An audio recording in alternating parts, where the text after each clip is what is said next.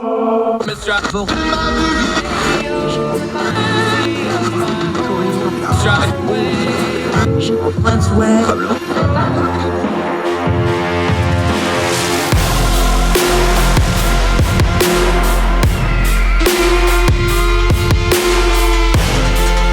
host, Andrew Donaldson. This is Heard Tell. Welcome to Heard Tell. It is Wednesday, the 29th of June, year of our Lord 2022. Continues to roll right along. This is Heard Tell. I'm Andrew Donaldson. Thank you so much for joining us, however you're watching or listening. We sure appreciate it. A lot to cover on the show today. Going to be overseas a lot, take a little break from all the stuff going on domestically, although we're going to open with a very important domestic story. Guest on the show today, Alys Watson-Brown returns to the program. Been a minute, one of our great UK Young Voices contributor. We're going to do two segments. The first, we're going to get on the UK government a little bit, the things going on over there, politics, Boris Johnson, Keir Starmer, cost of living, the economy, the mess that is politics over there. We're going to talk about all that with her. But in the second segment, it's her turn to get on us here in America a little bit. She's got a piece out about the FDA. Remember them? Who have far from covered themselves in glory with things like the pandemic. They have once again continued their relentless crusade against things like vaping, against things like methanol cigarettes. They're talking about age restrictions, things like this. We're going to get into that with her, Alys Watson-Brown, on the program today. Thrilled to have her back. A drug defendant went to court in Alabama, and his choice of wardrobe has brought back one of my favorite. Before they were memes, we just called them funny pictures and dumb crook news. Brought up a new meme. We'll get into that in a little bit. Also, our end of the show segment where we try to do something uplifting, since we're going to be talking about cost of living in the UK.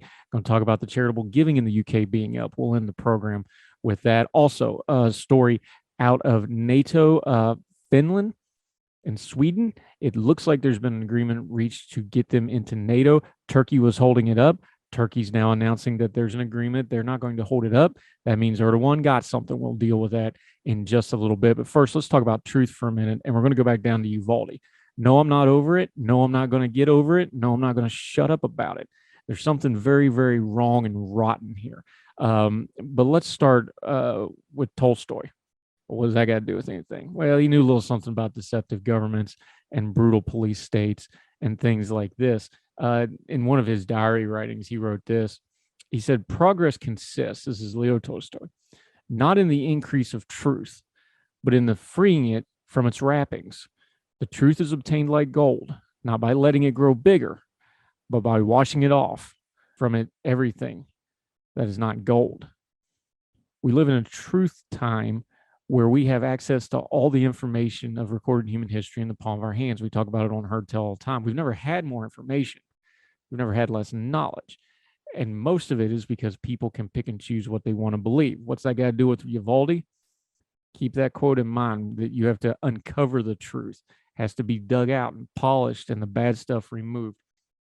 Washington Post, a month after 19 children and 2 educations were killed at Robb Elementary School, a picture is emerging of a disastrous police response in which officers from several law enforcement agencies waited for an hour outside an unlocked classroom, which they lied about and said was locked, where children were trapped with the teacher. But journalists who have flooded to Uvalde, Texas from across the country to tell the story have faced near constant interference, intimidation, and stonewalling from some of the authorities, and not only bikers claiming to have police sanction. Journalists have been threatened with arrest for quote-unquote trespassing outside public buildings. They've been barred from public meetings and refused basic information about what the police did during the May 24th attack. After several early error-filled news conferences, officials have routinely turned down interview requests and refused to hold news briefings. The situation has been made even more fraught by the spiderweb of local and state agencies involved in responding to and investigating the shooting, some of which now blame each other for the chaos.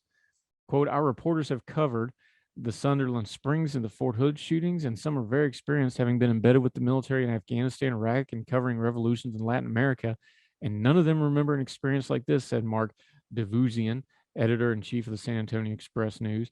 The interference was so intense and without an identifiable public safety purpose.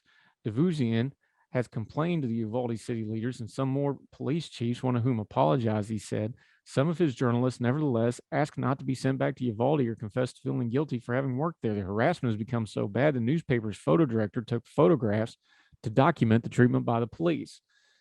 Police were documented reportedly obstructing photographers in public areas over the following days, sometimes by standing or parking vehicles directly in front of the cameras. Both the Texas Department of Public Safety officials and Uvalde police did not respond for request comments for this specific stories. The police are not letting us work, said Antonio Guillen, a photographer for the Univision station in San Antonio. We were seen as enemies. Meanwhile, law enforcement agencies have resisted releasing any information that could shed light on how the police response to the attack formed. DeRosian said the information crisis in Uvalde began the moment school officials posted a notice on the Facebook that Robb Elementary School had been locked down. There were no briefings by local police, no statements of fact, and few, if any, returned phone calls. The first public address came not from local authorities, as is common, but from the Texas governor several hours after the carnage ended.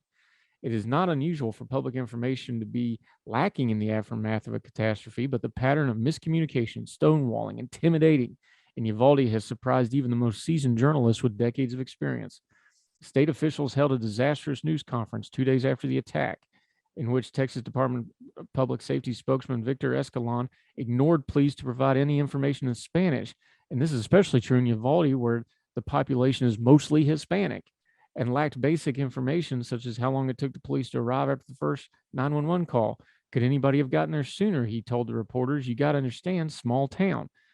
Small towns should speed up the response. In the weeks since, officials have refused to release any information that might explain why officers missed opportunity after opportunity to confront the attacker and potentially save lives, or why the stories have changed. It goes on to explain here in this Washington Post piece, the Texas Tribune, ProPublica, the San Antonio Express News, they are trying and jointly have submitted 70 requests for public information and partial releases, and they're getting stonewalled on it. The mayor of Uvalde last week accused state authorities of selectively releasing information to scapegoat law enforcement. No, they're doing that themselves. Remember that Tolstoy quote we started with? Progress consists not in the increase of truth, but in freeing it from the wrappings.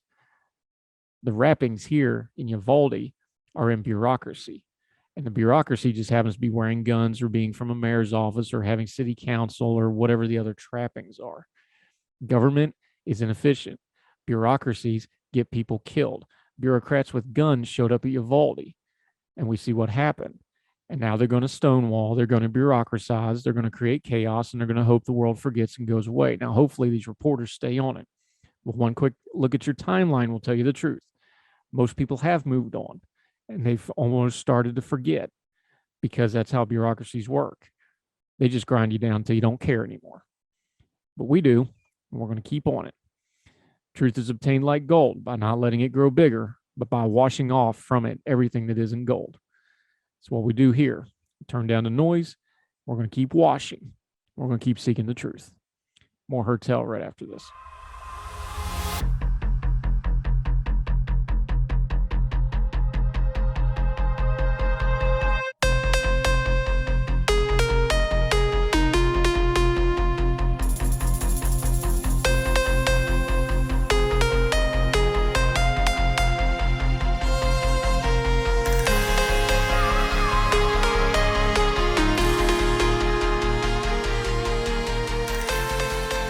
All right, overseas.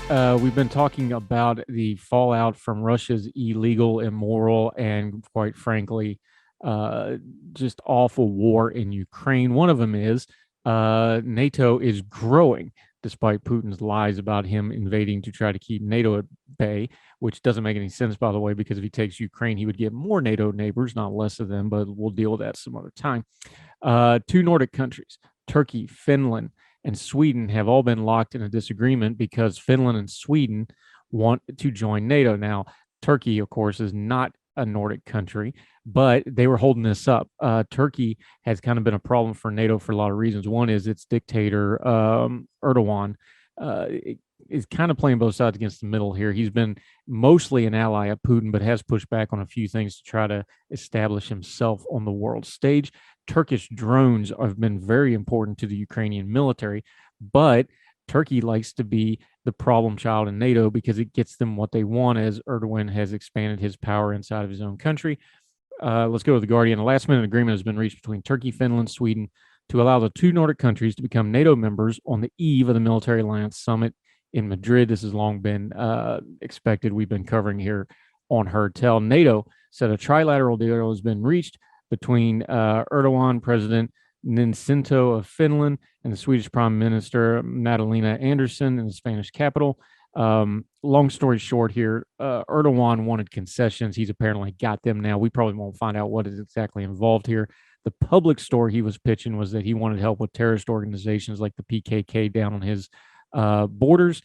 Now, the problem, of course, with Erdogan is anybody he doesn't like will get labeled terrorists and as part of the PKK. Not that the PKK doesn't have terroristic elements. We understand that. But Erdogan likes to be a dictator. He's controlling power. So you got to be careful with somebody like that using terrorism, because he uses it like Russia does, like China does. Anybody he doesn't like is automatically a terrorist, and then he has an excuse to go shoot them. So we got to be a little careful here. But apparently there has been some kind of agreement reached, something to keep an eye on. It's good that NATO is expanding. Sweden and Finland have long been allies of NATO and America and the Western alliances. So this makes sense. Also shows you that the threat of Russian aggression is moving things in a way that the largesse that is kind of set in, and the lack of care that most of Europe has had for issues like this since the end of the Cold War has ended. It is a new era indeed. We'll keep track of this story, many others. The full story is in The Guardian. You want to read it all. We'll link to it in the short notes, and more Heard Tell right after this.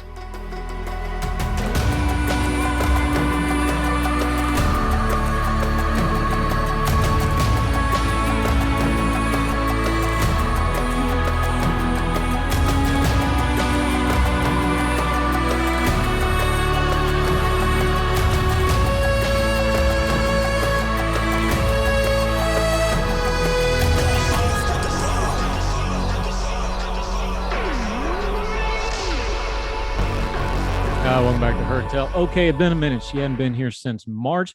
Thrilled to have her back, our friend from over in the UK. Alys Watson-Brown has returned to Heard Tell. How are you, ma'am? Glad to have you back.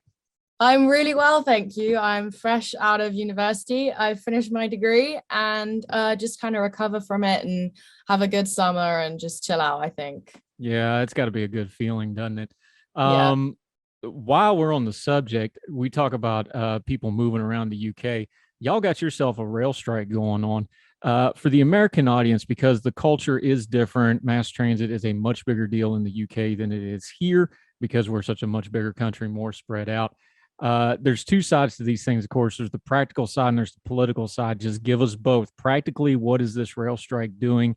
And politically, what is happening with it? Well, practically, it's stopping millions of people from getting around the country and getting to work. And it is basically a protest in the context of inflation, cost of living, the fact that public sector workers in the UK haven't received a pay rise in line with this huge, the inflation crisis, whilst MPs seem to have increased their pay rise around $2,000, I think, in the last 2 years. So there's that kind of inequality. And then politically, in the UK, the trade unions say, we're going to strike. We want the government to give us what we want. We want more rights for our workers. We want more pay for our workers. And it's basically trying to emotionally blackmail the government through, emotive language in the way that, it's workers versus, the elite and the state. It's this, you can tell what their political motivation is. And it's incredibly disruptive. Whether you support it or deny it, no one can say that it's not disruptive. And what's interesting, though, is that people usually, if a rail strike pre-COVID would happen, people would be mad taking taxis everywhere. Everyone would be walking to work, cycling to work. But now you walk through the streets and it's really empty because people have started working from home. And especially it's a really sunny week. People don't want to be going to the office. They'll just say, I'm just going to work from home. I mean, my family have done that. So whether the effect it has is going to be as widespread and as sort of felt by the consumer this time is up for debate. But the popularity of commuting by car and working from home, as I said, could well see passengers now just desert railways and never to return, especially given that, they're not nationalized in the UK. So prices can really vary. You can pay £200 to get a train to Edinburgh in Scotland when it's cheaper to fly there via Paris. It doesn't make sense. Yeah, and of course the backdrop here is interesting, and the timing is really interesting because you have, front page of the Times today, UK inflation hits 40-year high. Cost of living is dominating the headlines. It dominated prime minister questions this morning. This is something that's affecting absolutely everybody. So the question, of course, is, and I'm not against unions as a rule, but strikes are about timing and strikes are about public sentiment. That's really what a strike is for. Everybody's hurting right now. This may not be the time to fly that flag of, hey, we want a little extra, when these folks are probably doing just a little bit better than folks in the Midlands or in the outs parts of the country where, number one, this doesn't affect them as much. And number two is they're going to watch it on TV and go, what are they thinking? Everybody's hurting here. Is that fair, or is that the common sentiment? I think that is definitely one way of looking at it. And in a way you could be right. However, I think they have timed it possibly quite well, because everyone is hurting right now, as you said. And what better way to go up against the government and all this inflation and this grievance than to support a very disruptive anti-government protest. And it's not just the rail strikers, the rail workers and their strike. Teachers are threatening to strike, nurses. So all across the public sector, there is this there's this impediment between the rulers and the workers.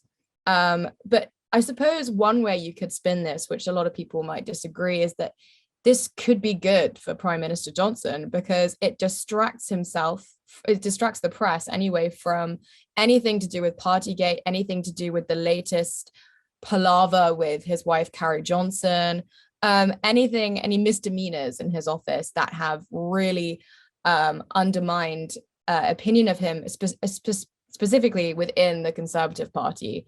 So maybe this could be a uniting factor for the Conservatives and, take tension away from, the leadership election and the vote of no confidence. It depends on how he handles it. And currently how he's handling it is ostracizing the leader of the opposition, so Sir Keir Starmer of the Labour Party. And the Labour Party, it's the most interesting. I personally think it's the most interesting party in the UK. They used to be the parties of the trade unions. Their leadership elections, their internal structure used to be so heavily dominated by the trade unions and their leaders, and how they could really choose which leader got elected and how much influence they had in drafting policies. And Sir Keir Starmer hasn't said anything. He hasn't been clear about it. And the fact that he's not made a clear stand when his MPs are out there on the picket lines really speaks about the state of the Labour Party right now. So Johnson really could use this to his advantage to present a, united Conservative government. Let's talk about those Labor folks for a minute, because now I'm an American, so just go real slow and use small words explaining this to me. Maybe when you put the U in Labor, it changes things. But we had a really interesting scene with the Labor Party where you have Keir Starmer and the leadership and the front bench telling the back bench that they shouldn't be seen on the picket lines. Yeah. Now, I'm not exactly a Labor supportive, but if you're the Labor Party and there's a labor strike, that seems like something that would be in your wheel. I just kind of shook my head. I'm like, that doesn't even make sense. What are they doing over there? It's a symptom of a wider identity crisis within the Labour Party of this country. And I think social democracy in general, obviously Labour had its great sort of decline and fall after, Gordon Brown and the financial crisis, when, I don't know if you know the term Keynesian economics. So that was sort of the alternative economic model to capitalism or neoliberalism, and Keynesianism fell, and sort of Tony Blair created this third way, and that obviously built a rift between the more traditional Labour supporters. And Tony Blair also didn't try to incorporate trade union influence into his party. He didn't redact the infamous policies of Mrs. Thatcher regarding their ability to strike. And since then, they've had no economic policy that can appeal in the way capitalism does. And they've also got this legacy of just being bad with the economy. They always have. They always seem to screw it up. You can't just tax and spend. People understand that now. And there's, as well as this now in this age of identity politics, there is this very common question now that I would say more right-wing commentators always ask Labour MPs when they come on air. They go, "Can you define a woman?" And most of them can't answer. And that's driven away a lot of people. It's fundamentally a crisis of identity. This writer called Patrick Diamond has written far better than I can explain and in depth on this. So if you want to know more, do look him up. He's very good at that, explaining why. Yeah, it's a universal problem. We're having the same thing over here with our, even inside our Democratic Party, which is our left-wing party. You have the center left, and then you have the social democratic wing that's getting more and more progressive, and they never the twain will meet, apparently, except when there's an election to be had. It's the same thing, and it's more social and economic stuff. It's really interesting how universally, how much of this, since you brought it up, how much of this falls on Keir Starmer? Now, to be fair to the Labor Party, they've bounced back from the Corbyn years and the disaster that was. They did decently well in the recent local elections. They did pretty well, especially in London, places like this. So it's not the house on fire, but at the same time, a lot of people are looking at all the problems Boris Johnson's having and then looking at their own side up front and going, man, we should be doing better than this against what Boris Johnson's doing. A lot of Labor folks have been saying those sorts of things. Is that all far on Keir Starmer, or is Boris Johnson just that Teflon? Where's the mix of those two meet? I think Sir Keir Starmer hasn't been a force of personality. He hasn't brought a spark or a fire to the way he speaks. He keeps missing open goals. There were so many criticisms that he could have weaponized during COVID. And I think that was the big thing for his leadership. People didn't know what he stood for, apart from just saying, "Oh, this policy is too late," or "This policy is wrong," without actually saying what he would bring to the table.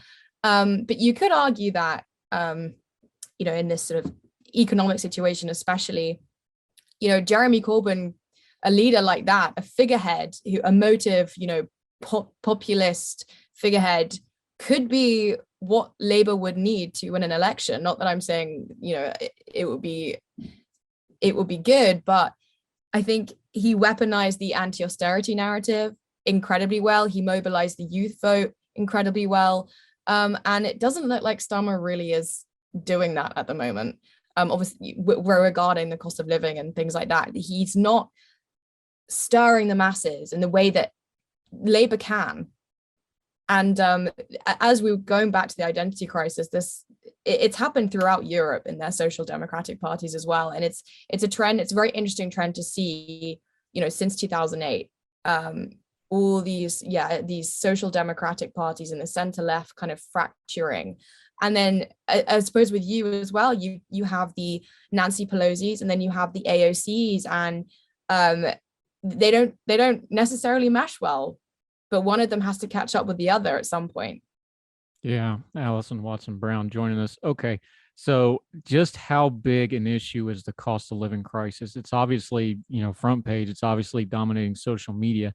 You're there, we're not, though. Turn the noise down on the news and tell us, just on a practical level, is this what everybody in Britain and the UK is talking about? Is this the dominant issue of the time right now for folks over there? Yes, it's gone from changing the way you go to a supermarket. I'm a student, and notoriously I'm poor, right? And my sort of £25 a week food budget was my big thing. And it was my shop. But now what I would have to do is just kind of fill my basket up with the essentials until I hit my budget mark. And then I just couldn't buy any more because that was it, right? And luckily I'm in a position where, I have a very good home life, and my parents were able to help me out a little bit. But there are a lot of people who aren't. However, right now, the weather's hot, people are happy, people can go out, and they don't need to worry about heating their homes, because families are choosing between putting the heater on and putting meals on the table, which is horrible. And it's not just that, it's petrol, it's going places. And if people can't afford to go out and buy their Starbucks coffee because they have to save money, or buy their pastry on the way to work, that means the workers in those cafes and in those restaurants are losing out as well. It's a never-ending cycle of pretty much just depression. I suppose the news in some way doesn't necessarily over-exaggerate this. It's true. You see it everywhere, and it's the supermarkets especially are all competing on their save money on this deal, on that deal. And there was this huge story about the government were going to ban 2 for 1 or buy one get one free on ready meals in their in their aim to tackle child obesity, and they decided not to go forward with that in the cost of living crisis, because any food's food, right? You need to feed your kids, and some people don't have a choice. And it caused a lot of backlash, but actually sadly that's what it's come to. But yeah, that's from my perspective as a young person. And even more annoyingly, I coming from London, have to pay like £7.50 for a pint of lager, and it doesn't make going out that fun. Yeah, that's $10 for those of you from Logan that aren't up on the pound sterling conversion to US dollars. That's an expensive drink. Alys Watson Brown. One last political question, and we're going to switch gears. Boris Johnson, he seems to just, oh, it's over. Oh, it's not over. Oh, it's over. It's not over. Now we had the Lord Gate thing. We've had the ethical stuff. We've had the Kerry stuff over the last week or so. But he doesn't seem like he's really going to be going anywhere. I know there's a little bit of election fatigue. There's no clear-cut replacement for him. Those factor in as well. He just keeps squiggling out of these tight spots and pressing on ahead. It's kind of remarkable to watch, really, isn't it?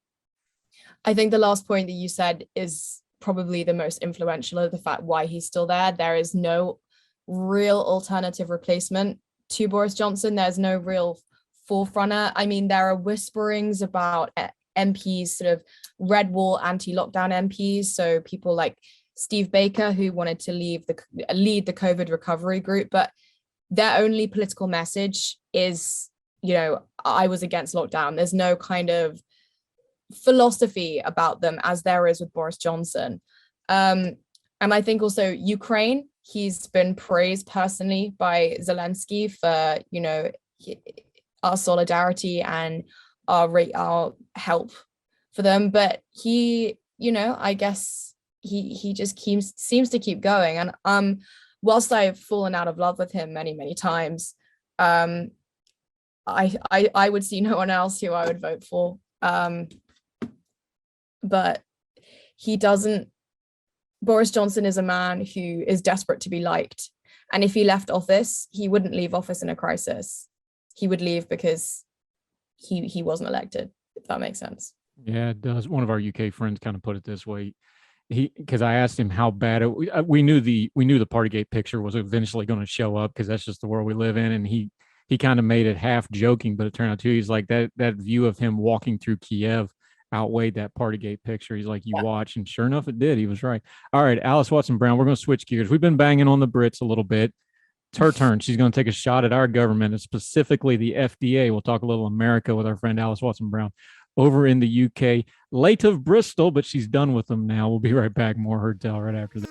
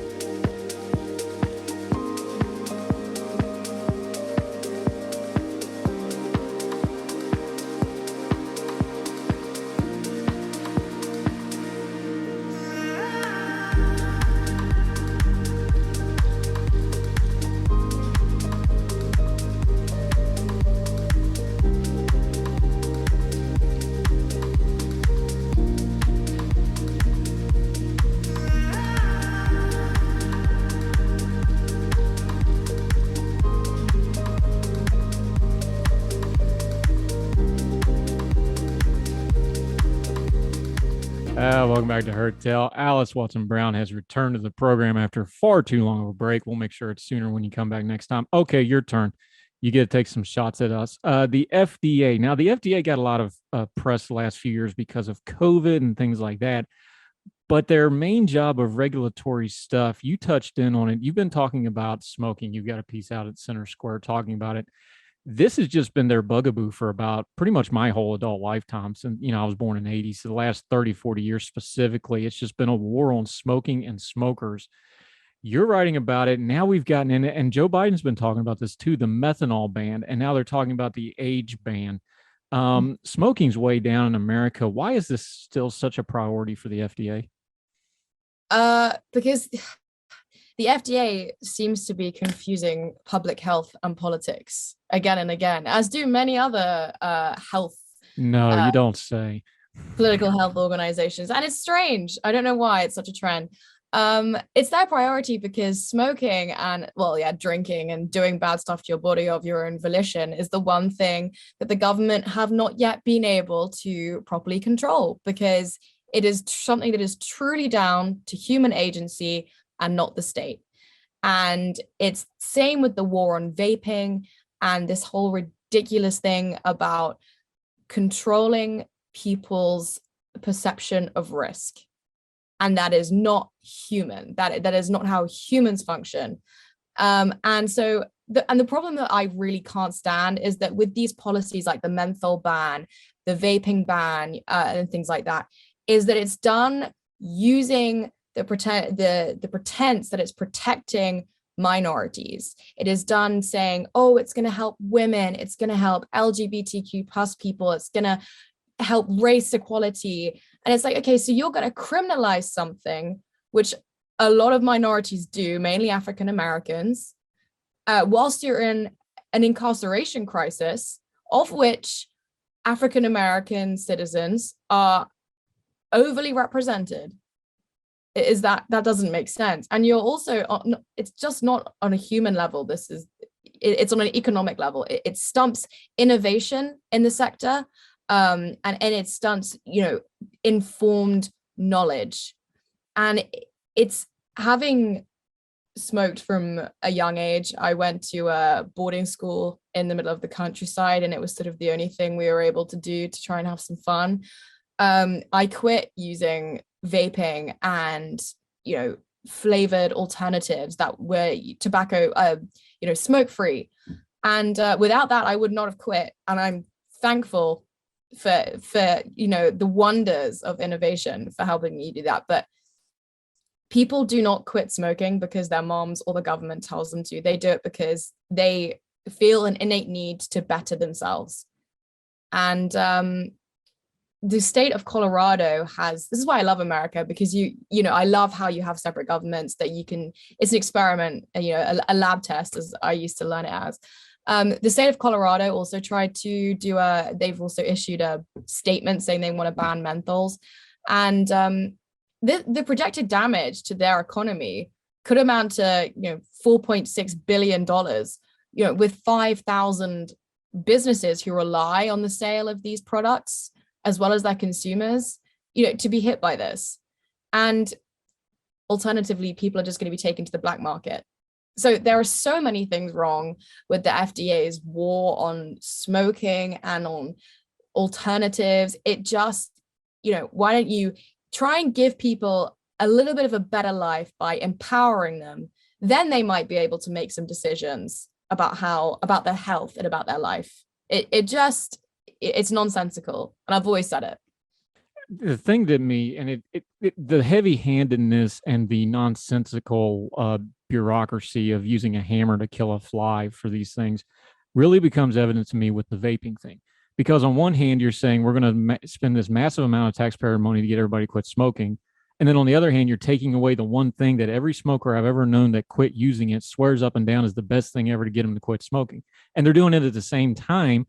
Okay. And I understand the bureaucracy does that because that's how you get your funding, and that's how you get your researching. That's how you get your budget items, because you can do multiple things at once. But it's so nonsensical to say, okay, we're going to hammer people for smoking because of the health costs, whatever. Okay, fine. Give them the alternative. Oh, no, we're going to ban the alternative at the same time. That's just so blatantly nanny state nonsense that I just don't know how it's even defensible, other than the fact it's a line item in a budget for thousands and thousands of people. And that's the reason it keeps going, because I can't find any other better excuse for it, because even anti-smoking people are like, yes, vaping helps. I mean, it's the most helpful thing ever for these folks. I'm not usually a fan of, binaries, but you cannot be anti-vaping but without being pro-smoking. You just can't. And that the FDA are trying to go along these are going on these two parallel paths of policy that can never possibly meet and can never possibly be good for anyone. And the vaping, it's the honest thing, they want to follow the science, but they won't follow the science that vaping is 99% safer, or that the more you invest in companies which harm reduction initiatives, the more businesses are going to innovate and provide new, more accessible, even safer products for people who want to quit. And it's the same with the World Health Organization. And it's what you were saying about funding, is it's people like Michael Bloomberg, who is a philanthropist and has these companies called Campaign for Tobacco-Free Kids. And this company is, guess what, funded by the World Health Organization. And it leads you in thinking it's trying to stop child poverty and things like that. But actually it just, pumps money, it blackmails poorer governments like Mexico to enact smoking bans. And, in order they give them money to say, oh, you can spend this on healthcare if you ban this, if you ban vaping. Because if you don't ban vaping, then we're not going to help you. And it's awful. It's sort of corruption in that way. It's not only corruption. Alys Watson-Brown joining us on Hardtail. It's not only corruption, it's incompetence, because we have evidence in recent memory of this. The World Health Organization, Bloomberg and others, he's not the only one. He's just the biggest fish in that pond. So Bloomberg, the FDA, they spend all this bandwidth on this. I'm not a conspiracy theorist, but I do understand that things don't happen in a vacuum. They happen in a sequence. So when you have something like COVID, where it was so mismanaged, and the corruption of the World Health Organization with China and other things, and you have the incompetence at the FDA, and you have people who needed to be able to believe in things like the FDA, like the National Health Institute, like whatever the equivalent, the NHS in England is the exact same thing, and in the UK. They need to be able to trust these folks. But even a major government bureaucracy only has so much bandwidth. You can't tell me, when you're spending your resources and your time and your money and the public facing stuff at this because it's popular with certain folks, and then a pandemic hits and you're unprepared, I'm going to judge you on that and go, well, maybe we should have spent more time on that actually has a huge graphic, horrible body count to it, instead of this pet project thing that is more of a personal choice, even though there's no smoker I've ever met in their life that doesn't know it's not bad for them. Okay. Yeah. Right. But there's no way those two things aren't connected. I know that's a little broad, but that's just the facts. They need to spend time on things that matter. Like, we just had a headline in the UK, polio is back in the UK for the first time. Yeah, I just saw that. Great. but that's the point, though. It's like, maybe you should focus on actual public health stuff instead of political public health that is a financial and political cudgel to go beat people over the head with. That would, mistake that kind of thing. I would be knocked off my chair if that actually happened. No, I agree. That's a lot of people say that it's conspiratorial thinking to, connect dots. And as I agree with you, I wouldn't say I'm a conspiracy theorist, but it has just seemed that in the last few years, there is just this kind of emerging battle against just personal choice with the most ridiculous justifications for it. And I'm worried in a way. And I love the idea of the FDA, of, a health service for everyone. And in a way, a world health initiative, so we can draw talent from all countries to research and help people all across the world. That no rational person can be against that, right? But it's a very small amount of people who receive a very large amount of money who go, yeah, I'll try this just to see what happens. And I won't care about how many people it affects.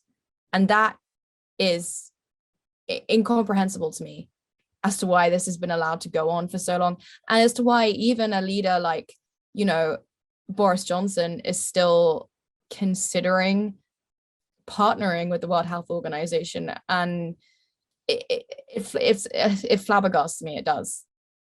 We've public health has turned into a misnomer because there's not really anything public about it. It's just government that needs to be more accountable, and unaccountable government is always going to be a mess no matter what form it takes. Alys Watson-Brown, outstanding stuff today. We'll link to your piece in the show notes like we always do. It's been too long, but until we get you back on again, which is not going to be 4 months, it'll be a lot faster this time, I promise. Let folks know how they can keep up with you and what you got going on until they see you again. Sorry, could you repeat that? Sorry. Yeah, no worries. So until we get you back on, let folks know where they can follow you, your social media, and what you got going on until we see you again. Yeah, so my Twitter handle is Alys Watson Brown, just at Alys Watson Brown, spelt ALYS. And currently I'm just going to be doing a lot of reading, and I'll be writing more, appearing more on radios and stuff. So do give me a follow on Twitter, as that is where I post most of my appearances. So yep. And she teased us with this garlic pesto thing a couple months ago and has abandoned Twitter Supper Club since then. We need you back. We need our UK branch of Twitter Supper Club to up their game a bit. Yeah, looking forward to that. I have more time to cook now. Yes, ma'am. Thank you so much for your time. Always a pleasure talking to you. We'll make sure to put all your information for folks to follow you. Alys Watson-Brown, outstanding job as always. Talk again soon, my friend. Thank you. Thank you, ma'am.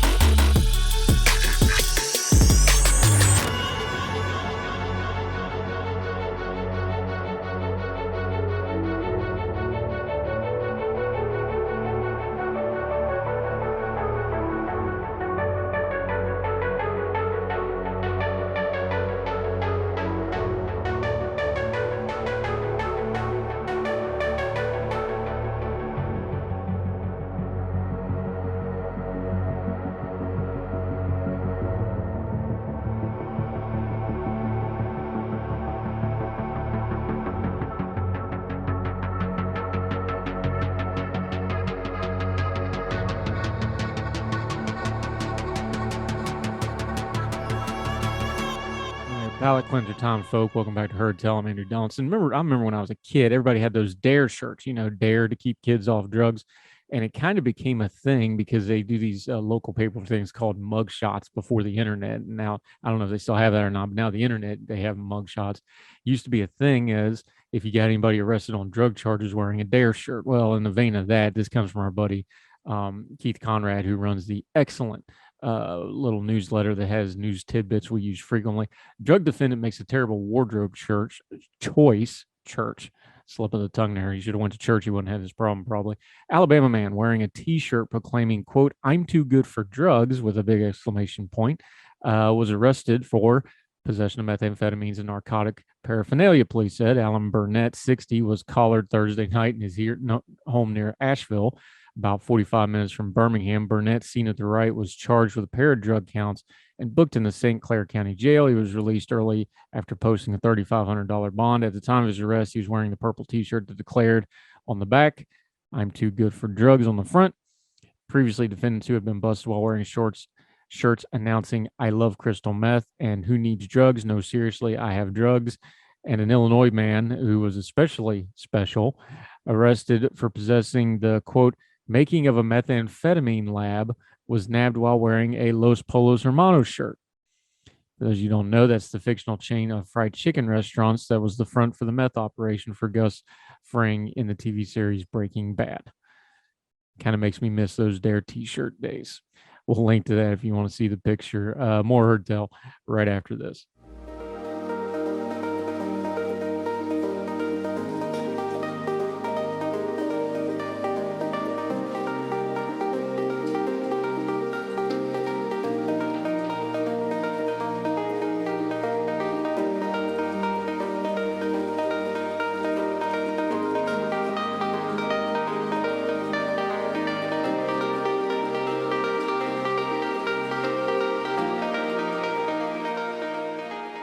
Welcome back to Heard Tell. Okay, on our last segment, we always try to have some good news since we were talking about cost of living in the UK being such an issue, and it is. Let's talk about how some of those folks are responding to it. Bigissue.com. People in the UK are increasing their charity donations despite so many feeling the pinch of the cost of living soars. Research has found 1 in 3 people have increased their charitable donation over the past 2 years, according to an NGO, Human Appeals. Almost half, 40%, 46%. Say they expected to increase their charitable donations through this year too. The most common reason people donate to charities is because they have a personal experience that connects them to the cause. News that many people plan on supporting charities over the next year when the support is so badly needed shows the generosity of people in these bleak times. More than 4 in 5 donate to charities on a monthly basis. Commenting on the research, Mohammed Ashaway, CEO of Human Appeals, said the research shows not only just how important charity organizations are, and have become to the nation at a time of growing poverty and financial need, but also how deeply committed the nation is to helping others in need. Even in household finances, unprecedented demands, people are unwavering in their support for their chosen causes, just as many need it the most, including themselves. It is increasingly encouraging to see the nation so committed to their chosen charities, as well as see the hard work and commitment so many charity organizations in the UK have been recognized over the last few years. People surveyed believe that charities supporting children and family and those offering help to people with healthcare issues are the most urgent needs in the donations for the public. This comes, of course, off the heels of the pandemic, where 6 in 10 families told the action groups that they needed help with essentials. As the cost of living crisis takes its toll, charities have warned that those are already struggling who will suffer, but Britain's reliance on food banks has increased at an alarming rate. Donations for the food banks have dropped while people have seeking help is rising. Staff of the food banks previously told the Big Issue they have reached a crisis port and need support. So good on folks that are helping out, but there's plenty of needs still out there. We're going to have that in the U.S. also, and as we've covered worldwide, there's going to be massive shortage of food, energy, fuel, and plenty of dark times to come ahead. If you can help, make sure you're helping. Make sure you're taking care of your and yours first, and that takes care of Heard Tell for today. We hope you enjoyed it. If you missed anything, make sure you follow up by subscribing any of the podcasting platforms or the YouTube channel, however you want to watch or listen to the show. We sure appreciate it, but make sure you subscribe. Also, make sure you like it. Make sure you leave a comment, and if you would do us a favor and share it, we sure appreciate it. We don't do any advertising outside of our social media, so this has all been word of mouth as the show has grown, and we appreciate you greatly. We got more Heard Tell for you tomorrow. Of course, the Good Talk segments are there, the Twice on Sunday show that recaps it all. Make sure you miss it all. And wherever you and yours are, across the street or around the world, we hope you're well. We hope you're well fed. Can't wait to do it again with you next time on Heard Tell. All the music on Heard Tell is provided under a Creative Content license from monstercat.com.